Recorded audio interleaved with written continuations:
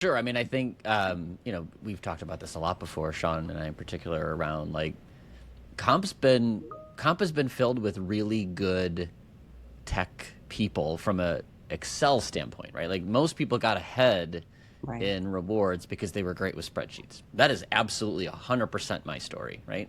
Like the first decade of success for me was just that I could figure out formulas better than everybody else, right? So as a result, we've become reliant on it, right? So it's this vicious cycle. Like it was the quantitative place within HR. As a result, that's where the quantitative people went. We're really good at spreadsheets, and as a result, we love our spreadsheets and don't take it away from me. Like that's been the mindset. And I think now we're realizing, oh, there's problems with that, right? Those spreadsheets have mistakes. Those spreadsheets get too reliant on Paul who built it. And then when Paul goes somewhere else, we don't know how to run it. So I do think there's been an awakening to the shakiness of spreadsheets. It's still the market share leader in every comp tech category, as we talk about, right? Yeah. Market data is the only exception. You can't make that up in a spreadsheet. But everything else, you can do it, right? And Sean, you talk about how comp people have been like the heroes with that spreadsheet, and they just figure it out because they have no budget and they can do it. Yeah. So it's a high bar for the tech providers to prove ROI to get you out of your spreadsheet. Like that's a tough Yeah. sell. So I guess it's not necessarily that like we woke up today and said, "Oh, I think I'll use technology." It's more like the risks of using manual processes and spreadsheets are clearer than they've ever been, and I think we're finally getting better at sort of communicating the value of a more enterprise sort of system approach. I think that the thing that goes with that though is comp and payroll, right? Get kind of beat up for being later to the party.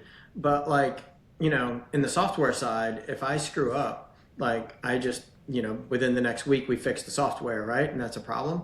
If I accidentally reduce everyone's pay by like $5, like I'm sure there's a line outside my office, let alone $500 or $5,000, right? And so I think the risk reward on using that has been one thing. I also think the democratization of Excel when you started looking at how do I send this stuff down, because if you think about comp software and the things, and Nancy, I know there's the spaces where we're going, and I know in the new graphic, Paul, you've got this kind of democratization of data, right? Yeah. In my opinion, that's not what the box is called because it was too many syllables and too long.